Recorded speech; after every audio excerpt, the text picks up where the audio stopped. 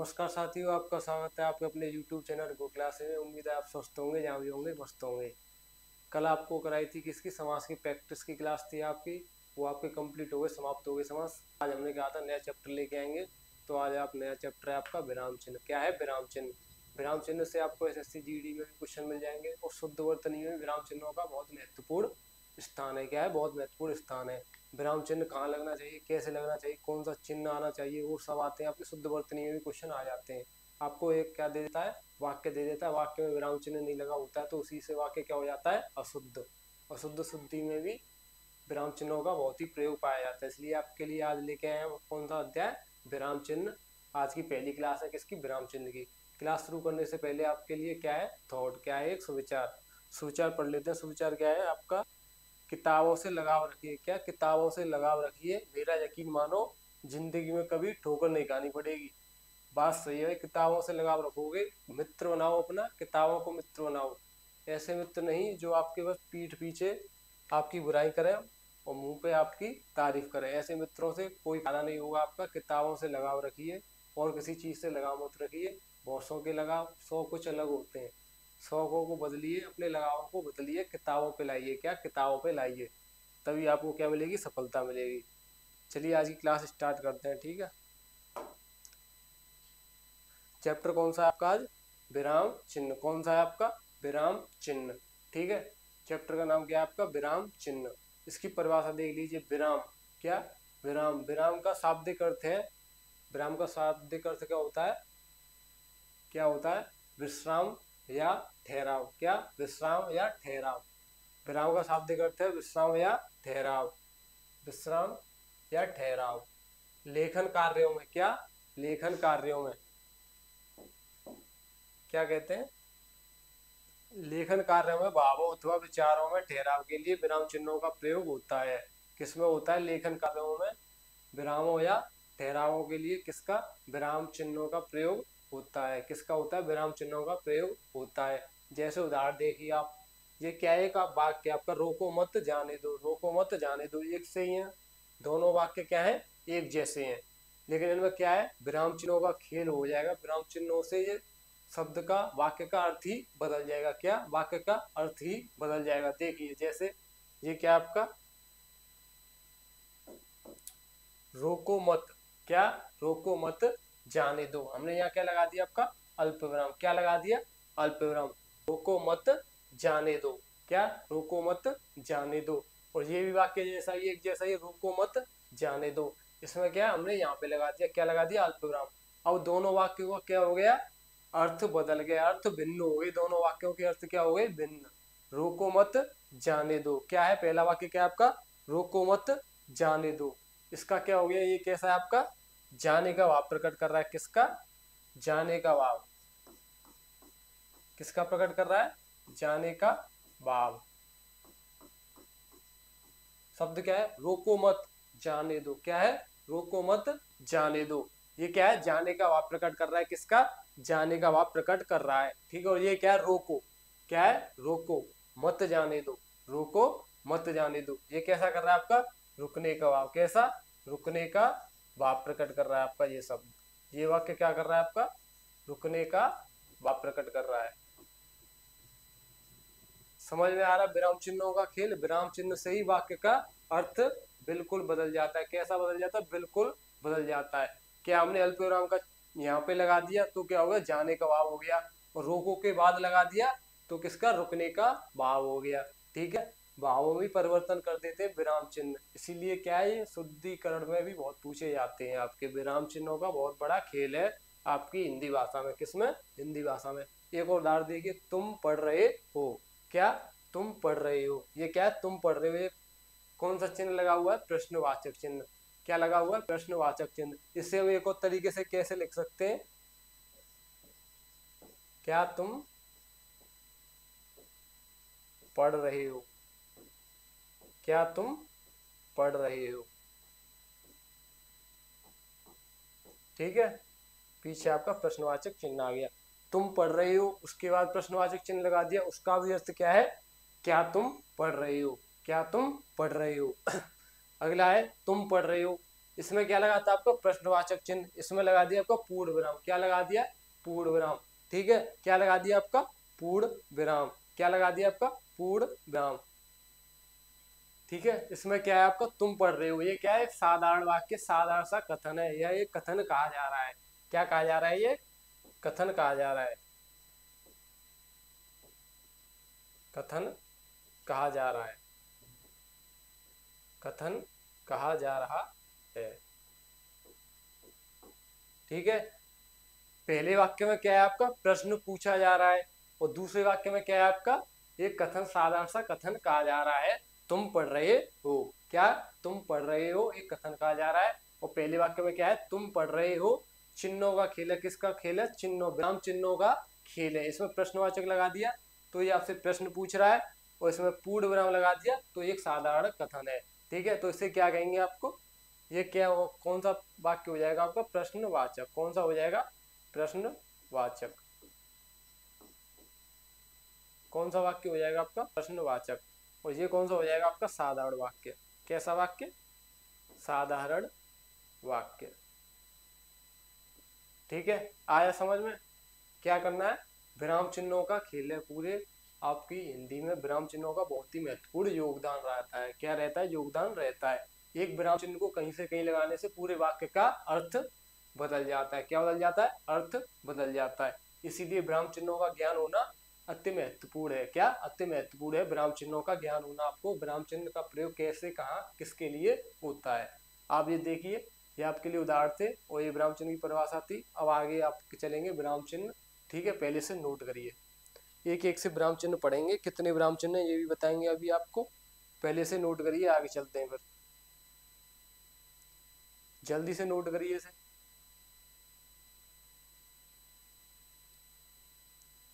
चलिए आगे चलते हैं, आगे क्या है आपका नोट, ये क्या आपकी नोट में बात है, कैसी है, नोट करने लायक बात है आपकी।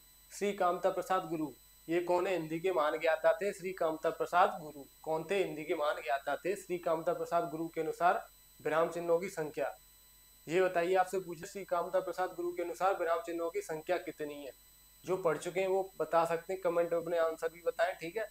कितने थे, जो पहली बार पढ़ रहे हैं पूरा तरीके से नोट करें, और एक एक चीज विराम चिन्ह आपने ऐसे कहीं नहीं पढ़े होंगे पहले, आपको क्या खाली विराम चिन्ह बता दिए जाते हैं कि ये कौन सा चिन्ह है, ये नहीं बताया जाता कौन से का प्रयोग कैसे होता है, कहाँ होता है, आपको एक एक चीज बता के चलेंगे हम, क्या एक एक चीज बता के चलेंगे, आपने ऐसे विराम चिन्ह कहीं भी ना पढ़े होंगे, आपको सिर्फ 20 बताएं कितने विराम चिन्ह होता है, 20 के बारे में बता देंगे, चिन्ह बता देंगे कि ऐसे होते हैं, इससे आगे कुछ नहीं बताएंगे, लेकिन आपको हम एक एक चीज बताएंगे कौन से विराम चिन्ह का कहाँ प्रयोग होता है, किस किस के लिए होता है, ठीक है।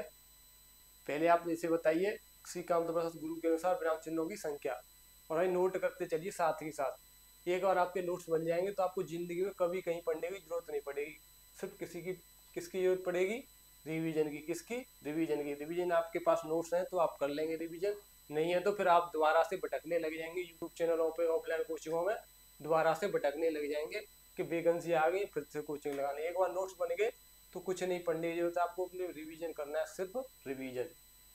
तो इसकी बताइए, श्री कामता प्रसाद गुरु के अनुसार विराम चिन्हों की संख्या कितनी मानी गई है, कितनी है 20, कितनी मानी गई है 20, श्री कामता प्रसाद गुरु ने विराम चिन्हों की संख्या कितनी बताई है 20, और श्री कामता प्रसाद गुरु के अनुसार एक और बात कही गई है, वो क्या है, के अनुसार पूर्ण विराम, कौन सा, पूर्ण विराम का चिन्ह को छोड़कर अन्य सभी विराम चिन्ह, क्या पूर्ण विराम को छोड़कर अन्य सभी विराम चिन्ह अंग्रेजी भाषा से लिए गए हैं, किससे लिए गए हैं, अंग्रेजी भाषा से लिए गए हैं, किसे छोड़कर, केवल पूर्ण विराम का ही प्रयोग मिलता है आपकी हिंदी और संस्कृत भाषाओं में, और सभी चिन्ह कहाँ से लिए गए हैं, आपके अंग्रेजी भाषा से लिए गए हैं, ये ऐसा किसका कहना है, हिंदी के महान ज्ञाता श्री कामता प्रसाद गुरु के अनुसार कहना है उनका, ठीक है।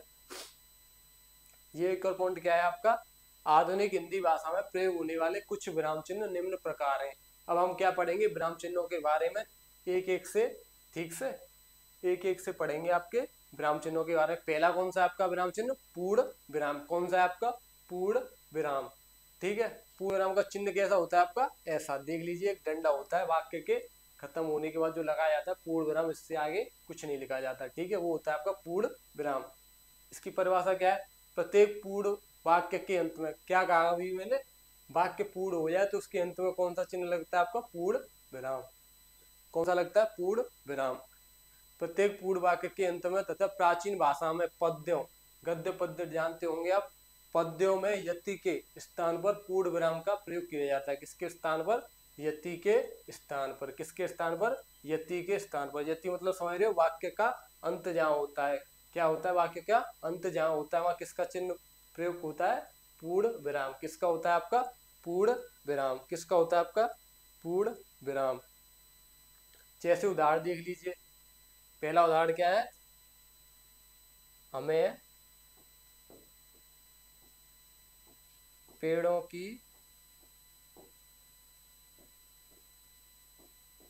रक्षा, क्या रक्षा करनी चाहिए।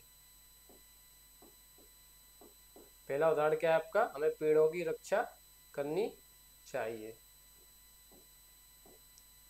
इसके बाद क्या लगा दिया हमने, पूर्ण विराम। ये बात एकदम सही है, आपके पेड़ सुरक्षित रहेंगे तो आप भी सुरक्षित रहेंगे, आपके मौसम पर कोई प्रभाव नहीं पड़ेगा।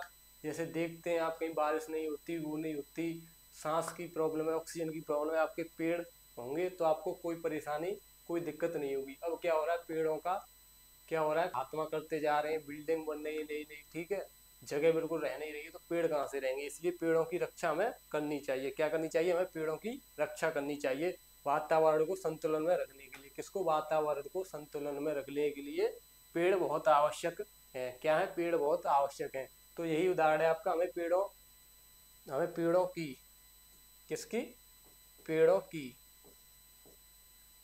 ठीक है।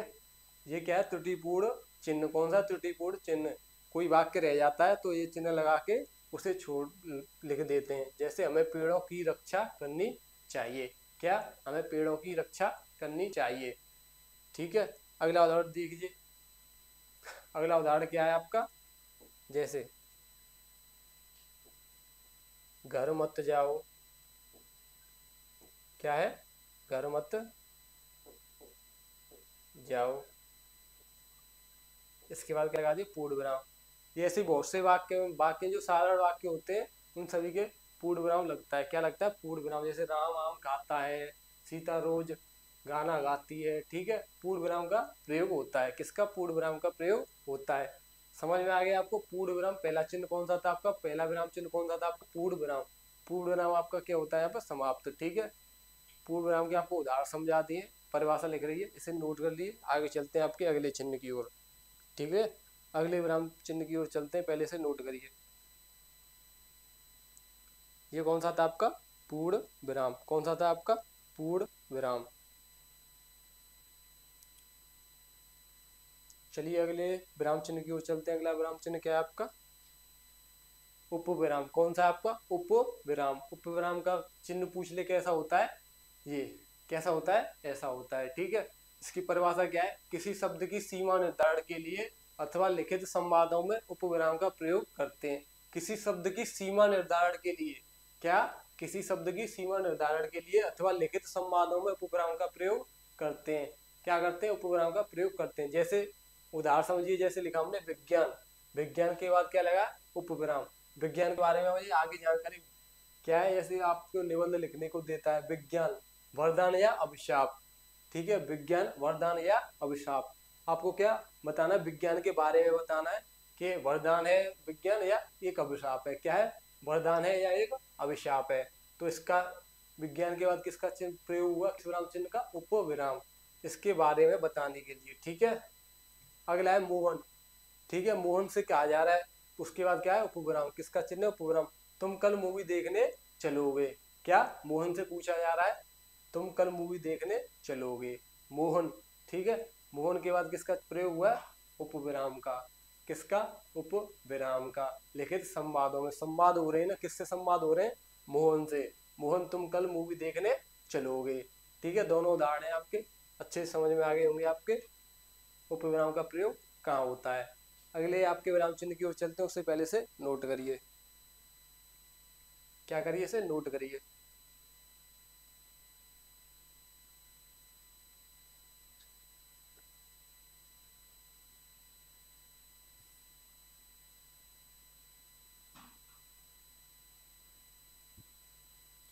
चलिए आगे चलते हैं। आगे कौन सा आपका तीसरा विराम चिन्ह कौन सा आपका अर्ध विराम। कौन सा है? अर्ध विराम। अर्ध विराम का चिन्ह कैसा होता है? ये देखिए, आधा उपविराम का लिया, आधा अल्प विराम का लिया, तो क्या बनेगा आपका अर्ध विराम। क्या बनेगा आपका अर्ध विराम। अर्ध विराम की परिभाषा देख लीजिए। जब एक वाक्य का भाव, क्या, जब एक वाक्य का भाव दूसरे वाक्य में पूर्ण होता है। किसमें? दूसरे वाक्य में पूर्ण होता है। अथवा दूसरे वाक्य का भाव पहले वाक्य में पूर्ण होता है, अथवा दूसरे वाक्य का भाव पहले वाक्य में पूर्ण होता है, वहां अर्धविराम का प्रयोग करते हैं। ठीक है, क्या करते हैं? अर्धविराम का प्रयोग करते हैं। लेकिन आजकल की भाषा में अर्धविराम चिन्ह का प्रयोग बहुत कम मिलता है। इसकी जगह कौन से चिन्ह का प्रयोग कर लेते हैं हम? अल्प विराम। कौन से चिन्ह का प्रयोग कर लेते हैं हम? अल्प विराम।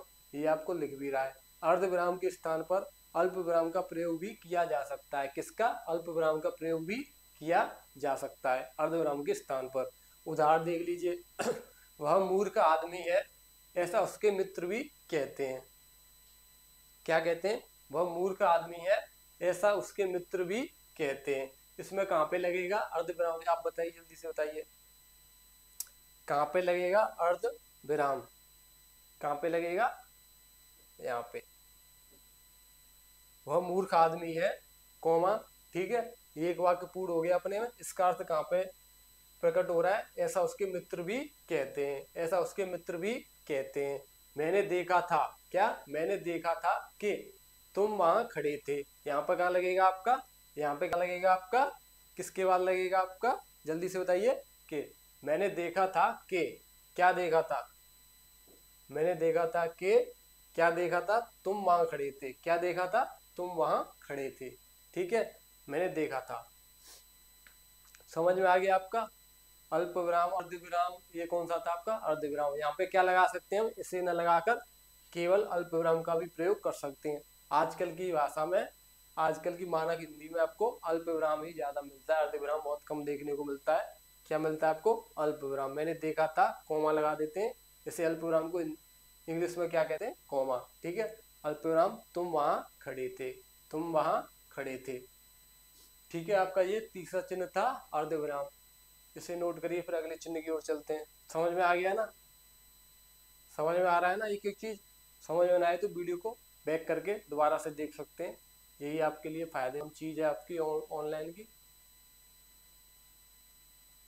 जल्दी से इसे नोट करिए, अगले चिन्ह की ओर चलते हैं। अगला चिन्ह है आपका अल्प विराम। अब अल्प विराम के बहुत सारे भेद हैं, अल्प विराम के बहुत सारे प्रयोग हैं। कहाँ कहाँ प्रयोग होता है वो सारे पढ़ेंगे हम। ठीक है, पहले से नोट करिए। इसके बाद आपका चौथा चिन्ह कौन सा है आपका? अल्प विराम। कौन सा आपका? अल्प विराम। चलिए आगे चलते हैं। चौथा चिन्ह कौन सा आपका? अल्प विराम। अल्प विराम का कैसा चिन्ह होता है ये आप सभी जानते होंगे। अल्प विराम का प्रयोग बहुत होता है। इसकी देखिए परिभाषा क्या है? अल्प विराम का क्षेत्र व्यापक होता है। क्या होता है? अल्प विराम क्षेत्र, अल्प विराम का क्षेत्र व्यापक होता है। व्यापक मतलब फैला हुआ होता है। इसके बहुत सारे नियम है, आपको इसके पढ़ेंगे 7 नियम। कितने? 7 नियम है कहाँ का प्रयोग होता है। इसका क्षेत्र व्यापक होता है। ठीक है, और दूसरा पॉइंट क्या है आपका? इसका प्रयोग कम ठहराव के लिए होता है।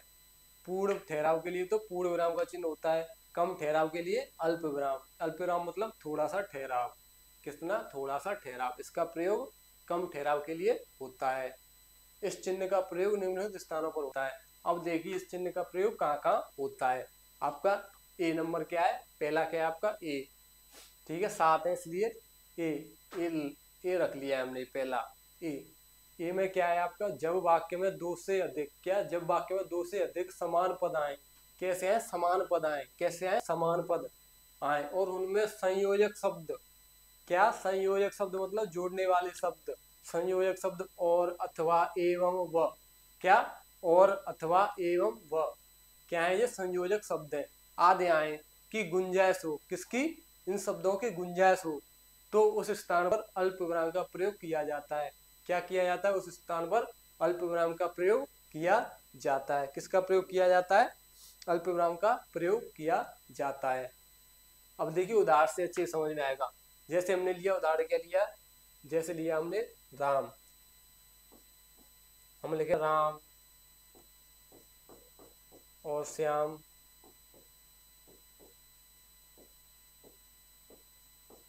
और पवन और सुनील और सुनील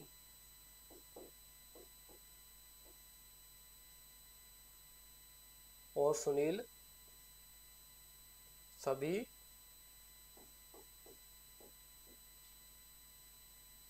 एक साथ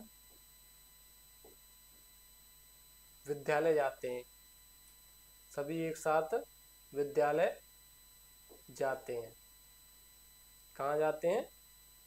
विद्यालय जाते हैं। ये देखिए यहाँ पे कौन सा शब्द आ रहा है? संयोगी शब्द और। क्या आ रहा है? और। इतनी बार और न लिखकर हम क्या संयोगी शब्द के स्थान पर गुंजाइश होती है तो वहां पर कौन सा चिन्ह लगा लेते हैं? अल्प विराम। क्या लगा लेते हैं? अल्प विराम। ठीक है, अल्प विराम। दो या दो से अधिक समान पद आए। समान पद क्या है? नाम है, राम श्याम पवन। तो इनके बीच में क्या लगा सकते हैं? संयोगी शब्द के स्थान पर क्या लगा सकते हैं? आपका अल्प विराम। तो ये ऐसे न लिखकर कैसे लिखेंगे इसको हम?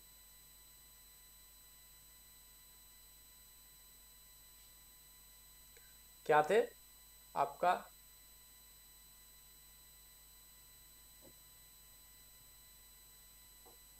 राम कौमा श्याम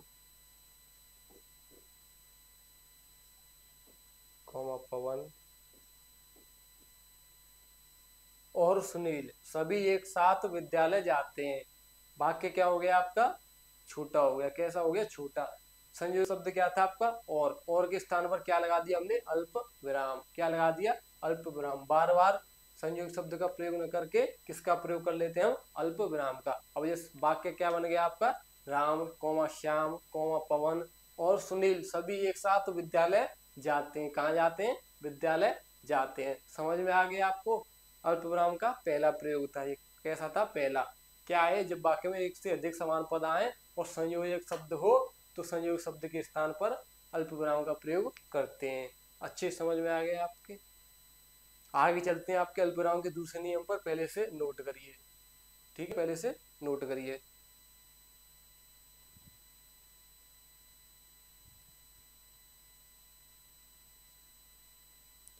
से नोट करिए।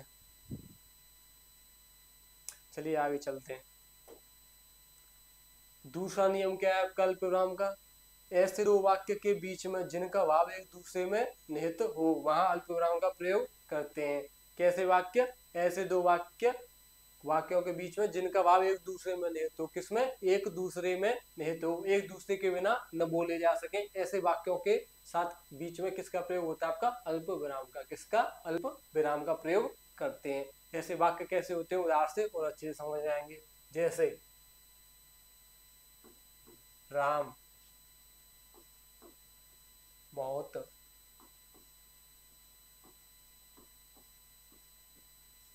खुश था। क्या था? राम बहुत खुश था। क्या था? राम बहुत खुश था। अब लगा लेंगे कॉमा। क्या है? खुश क्यों था? इसका वाक्य का पूरा निचोड़ तो नहीं आया। क्यों था? राम बहुत खुश था। वह चाचा क्या? चाचा जो बनने वाला था। चाचा जो बनने वाला था। क्या हो जाएगा आपका? राम बहुत खुश था। वह क्यों खुश था? इसका भाव किसमें? आपके दूसरे वाक्य में लेते हैं। कौन से वाक्य में लेते हैं? राम बहुत खुश था। क्यों खुश था? वह चाचा जो बनने वाला था।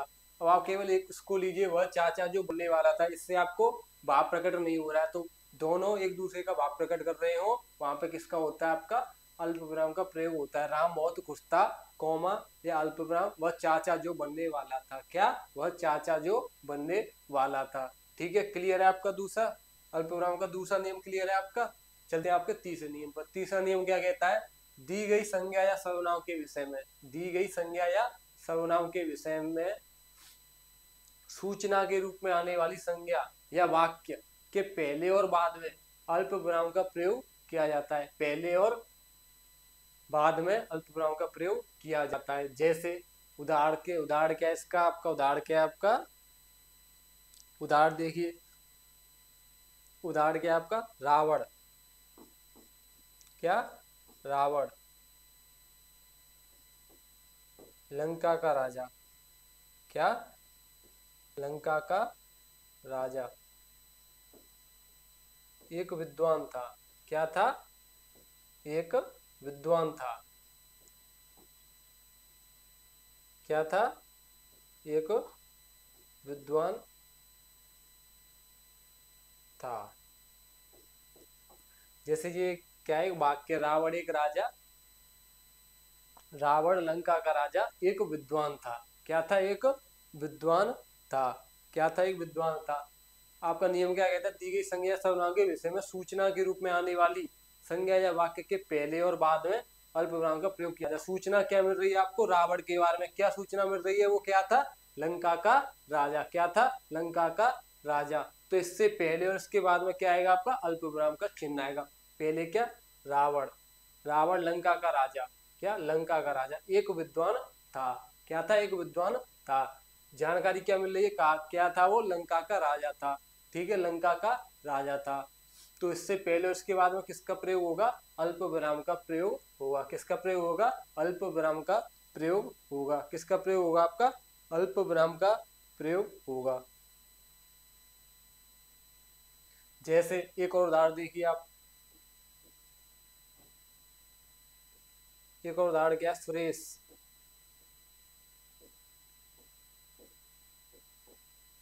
क्या, सुरेश, क्या था आपका, सुरेश, जिनके विषय में,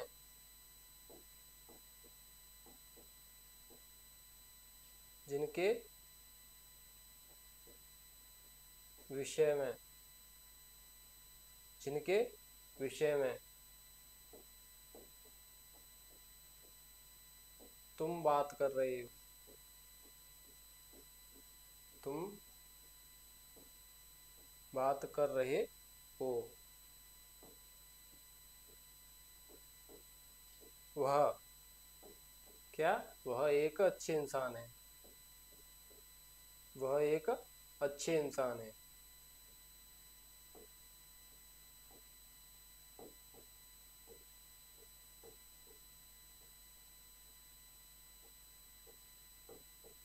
क्या है, वह एक अच्छे इंसान है। इसमें जानकारी क्या मिली, जिनके विषय में तुम बात कर रहे हो, वह कैसे एक अच्छे इंसान है। तो क्या मिल रहा है आपको, सुरेश, सुरेश के बाद, ठीक है, और क्या जानकारी मिली, वह एक अच्छे इंसान है। इससे पहले किसका प्रयोग होगा आपका, अल्प विराम का प्रयोग होगा, किसका प्रयोग होगा, अल्प विराम का प्रयोग होगा। ठीक है, समझ में आ गया आपको अल्प विराम का दूसरा कौन सा, तीसरा नियम है, कौन सा, ये तीसरा नियम है आपका अल्प विराम का, इसे नोट करिए। और आगे चलते हैं आपके चौथे नियम की, अल्प विराम का ही चौथा नियम क्या है, चौथा नियम क्या कहता है, आगे चलते हैं उसे समझते हैं। जल्दी से पहले से नोट करिए, क्या करिए, इसे नोट करिए जल्दी से।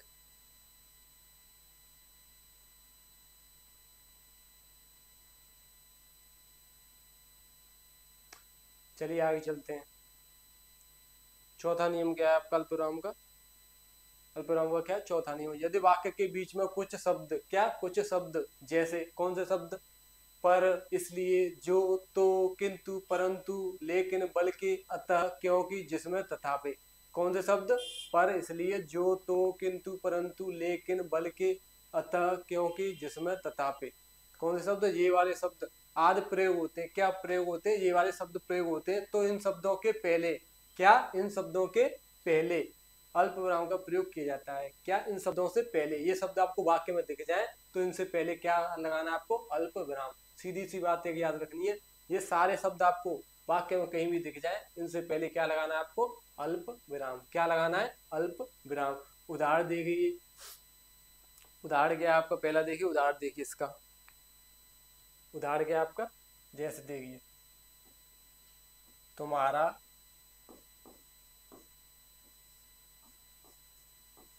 तुम्हारा घर दूर है। क्या है? तुम्हारा घर दूर है इसलिए, इसलिए राम नहीं जाना चाहता है।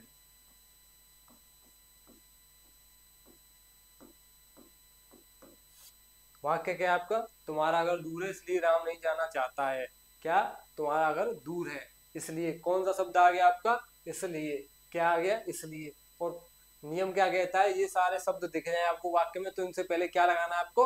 अल्प विराम। क्या लगाना है? अल्प विराम। तो इसलिए शब्द से पहले क्या आ जाएगा आपका? अल्प विराम। अल्प विराम। अब ये वाक्य क्या हो जाएगा? शुद्ध। वाक्य क्या हो जाएगा? शुद्ध। जब से इसका क्या अशुद्ध रूप लिखा हुआ था, अशुद्ध रूप लिखा हुआ था, अब क्या हो जाएगा? ये शुद्ध रूप। इसलिए से पहले क्या लग जाएगा आपका?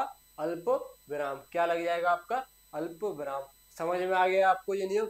क्या याद रखना, ये सारे शब्द, इनमें से कोई सा भी शब्द आपको वाक्य में दिख जाए, इनसे पहले क्या लगाना है आपको? अल्प विराम। अगर अल्प विराम लगा नहीं हुआ है तो वो वाक्य क्या है? अशुद्ध है। कैसा है वाक्य? अशुद्ध है। ठीक है, ये आपका चौथा नियम क्लियर हो गया। अब चलते हैं आपके पांचवें नियम। पांचवा नियम क्या कहता है? ये बहुत ही महत्वपूर्ण नियम है। क्या है ये? बहुत ही महत्वपूर्ण नियम है। कौन सा? पांचवा। पांचवा नियम क्या कहता है? किसी व्यक्ति को संबोधित करते समय, क्या? किसी व्यक्ति को संबोधित करते समय अल्प विराम का प्रयोग किया जा सकता है। किया जा सकता है, अल्प विराम का भी प्रयोग। वहां पे क्या संबोधन के लिए क्या होता है आपका? विस्मय आदि या संबोधन चिन्ह होता है, संबोधक। कौन सा? संबोधन। वो आपको प्रयोग करते हैं, लेकिन उसके स्थान पर क्या कर सकते हैं? अल्प विराम का भी प्रयोग कर सकते हैं। जैसे आप देखिए, जैसे क्या आपका हमने कहा देवेश। क्या कहा? देवेश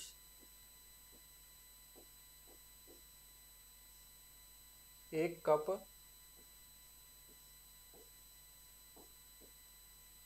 चाय लाना। क्या लाना? एक कप चाय लाना। क्या लाना? एक कप चाय लाना। हमने क्या कहा? ऐसे तो नहीं कहते देवेश एक कप चाय लाना। देवेश पहले क्या कहेंगे? देवेश, वो सुनेगा, फिर कहेंगे क्या है कि एक कप चाय लाना। क्या लाना? एक कप चाय लाना। या क्या कर रहे हैं? देवेश का संबोधन कर रहे हैं। किसका? देवेश का। तो संबोधन के बाद क्या लगता है आपका? संबोधन चिन्ह होता है, लेकिन उससे पहले क्या लगता है आपका? अल्प विराम का भी प्रयोग कर लेते हैं। क्या कर लेते हैं? अल्प विराम का भी प्रयोग कर लेते हैं। जैसे देवेश, यहाँ क्या लगा देंगे हम? अल्प विराम। एक कप चाय लाना, यहाँ अल्प विराम के स्थान पर क्या लगा देते हैं हम? कौन सा चिन्ह कर सकते हैं आपका? संबोधन चिन्ह भी। कौन सा? संबोधन चिन्ह भी प्रयोग कर सकते हैं। समझ में आ गया आपको पांचवा नियम? पांचवा नियम क्या है आपका? किसी व्यक्ति को संबोधित करते समय, क्या? संबोधित करते समय अल्प विराम का प्रयोग भी कर सकते हैं। किसका प्रयोग कर सकते हैं? अल्प विराम का प्रयोग भी कर सकते हैं। उदाहरण आपके समझ में आ गया? देवेश एक कप चाय लाना। क्या लाना? एक कप चाय लाना। किसको पुकार रहे हैं? देवेश को। किसको पुकार रहे हैं? देवेश को। तो देवेश के बाद क्या लग जाएगा आपका? अल्प विराम का प्रयोग भी कर सकते हैं। किसका प्रयोग कर सकते हैं? अल्प विराम का प्रयोग भी कर सकते हैं। ठीक है, इसे नोट करिए, फिर आगे चलते हैं। अगला नियम है आपका छठा। कौन सा है आपका? छठा। कितने नियम बताए थे आपको अल्प विराम में? हमने 7 नियम बताए थे, 5 आपके कंप्लीट हो गए। अगला चलते हैं आपके छठे नियम पर। किस पर? छठे नियम पर।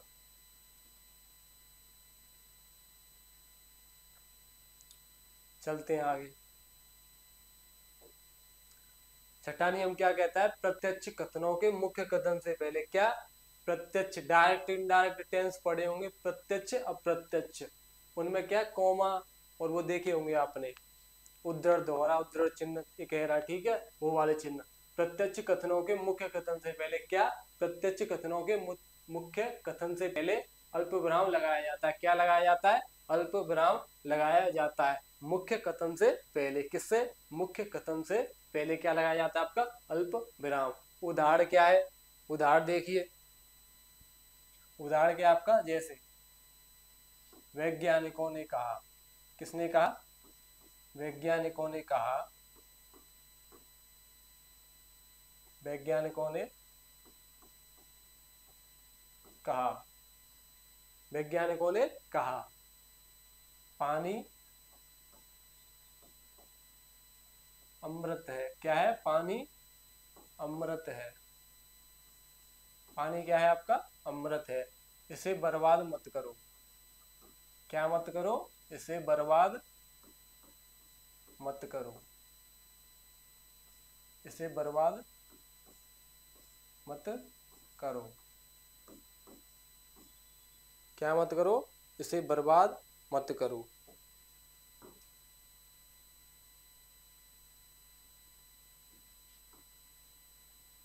क्या मत करो? इसे बर्बाद मत करो।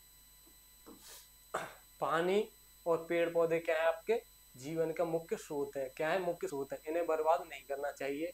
क्या नहीं करना चाहिए? पानी और पेड़ पौधों को क्या है? ये आपके वातावरण के स्रोत हैं। ये आपको, मनुष्य को जीवन प्रदान करते हैं। क्या करते हैं? मनुष्य को, सभी प्राणियों को, जिनमें भी प्राण है, क्या है? जिनमें भी प्राण है उनके लिए महत्वपूर्ण है। क्या? पेड़ और जल। क्या?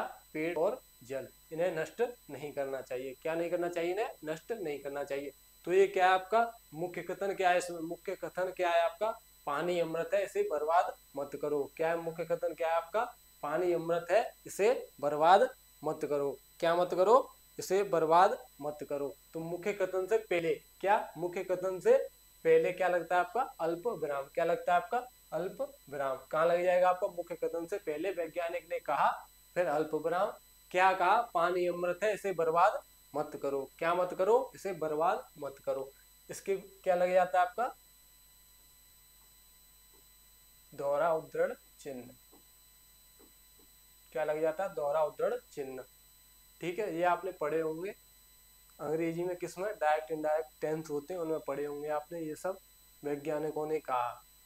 पानी अमृत है, इसे बर्बाद मत करो। क्या मत करो? इसे बर्बाद मत करो। एक और उदाहरण देखिए।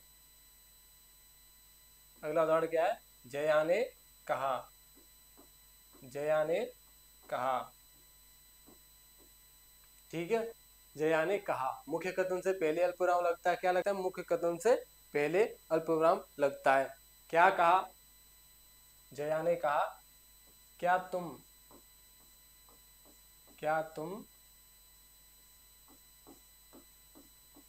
बाजार चलोगे? बाजार चलोगे। कहाँ चलोगे? बाजार चलोगे। ये क्या आपका? प्रश्नवाचक वाक्य है। क्या है? प्रश्नवाचक वाक्य है। तो यहाँ पर क्या लगेगा आपका? प्रश्नवाचक चिन्ह। क्या लगेगा आपका? प्रश्नवाचक चिन्ह। मुख्य कथन क्या है आपका इसमें? क्या पूछ रही है वो? क्या तुम बाजार चलोगे? क्या पूछ रही है? क्या तुम बाजार चलोगे? तो मुख्य कथन से पहले किसका प्रयोग होता है आपका? अल्प विराम। किसका? अल्प विराम का। तो मुख्य कथन से पहले क्या लग जाएगा आपका? अल्प विराम। अल्प विराम। ठीक है। और जो ये मुख्य कथन होता है, ये किस में बंद होता है? आपके दोहरे उद्धरण चिन्ह में। किसमें? दोहरे उद्धरण चिन्ह में। ठीक है, ये आपका क्या है? वाक्य पूरी तरह शुद्ध है। वाक्य क्या है आपके? पूरी तरह शुद्ध लिखे हुए हैं। क्या लिखे हुए हैं? शुद्ध लिखे हुए हैं। अल्प विराम का अंतिम अंतिम क्या है? अंतिम नियम कौन सा है आपका? 7वां। क्या है? अल्प विराम यहाँ पे आपके क्या हो जाएंगे? समाप्त। अल्प विराम का अंतिम नियम क्या है? हाँ, नहीं, बस, सचमुच, अच्छा। कौन से शब्द? हाँ, नहीं, बस, सचमुच, अच्छा। ये शब्द आपको दिख जाए। कहाँ दिख जाए? ये शब्द दिख जाए आपको वाक्य में। जैसे शब्दों से शुरू होने वाले वाक्य में इन शब्दों के बाद आपको पहले वो शब्द होता है थे, इसलिए, किंतु, परंतु, उनसे पहले। लेकिन ये वाले शब्द क्या है? स्पेशल। कौन से? कितने शब्द हैं आपके? 5 शब्द है। हाँ, नहीं, बस, सचमुच, अच्छा। जैसे शब्द शब्दों से शुरू होने वाले वाक्यों में इन शब्दों के बाद अल्पविराम का प्रयोग होता है। उनमें क्या होता था? शब्दों से पहले। और इसमें क्या होता है? इन शब्दों के बाद अल्पविराम का प्रयोग होता है। क्या होता है? इन शब्दों के बाद अल्पविराम का प्रयोग होता है। किसका प्रयोग होता है? आपका अल्पविराम का प्रयोग होता है। जैसे जैसे क्या आपका? देखिए, क्या? बस, बस इतनी, बस इतनी छोटी सी बात। क्या है? बस इतनी छोटी सी बात। शब्द क्या है? बस इतनी सी छोटी सी बात। कहते हैं ना, बस इतनी सी बात है। इतनी सी बात के लिए अपने भाई को परेशान कर रहा है तू? अरे तेरे लिए तो ये कर देंगे, वो कर देंगे, कहते हैं ना बहुत से लोग। उनसे कहना, ठीक है, कैसे शुद्ध लिखा होता है, बस इतनी छोटी सी बात। शब्द क्या आ गया आपका, बस। क्या आ गया, बस। ऊपर आपके नियम में भी क्या लिखा हुआ है, शब्द, 5 शब्द लिखे हुए हैं। ये शब्द आपको वाक्य की शुरुआत में मिल जाए तो इनके बाद क्या होता है आपका अल्प विराम का प्रयोग होता है। तो बस के बाद क्या हो जाएगा आपका अल्प विराम। क्या हो जाएगा आपका अल्प विराम। ठीक है, क्या हो जाएगा अल्प विराम। एक और देख लीजिए उदाहरण, एक और देख लीजिए। क्या, सचमुच। क्या, सचमुच। सचमुच भैया। क्या, सचमुच भैया तुम शादी करने वाले हो। क्या करने वाले हो, शादी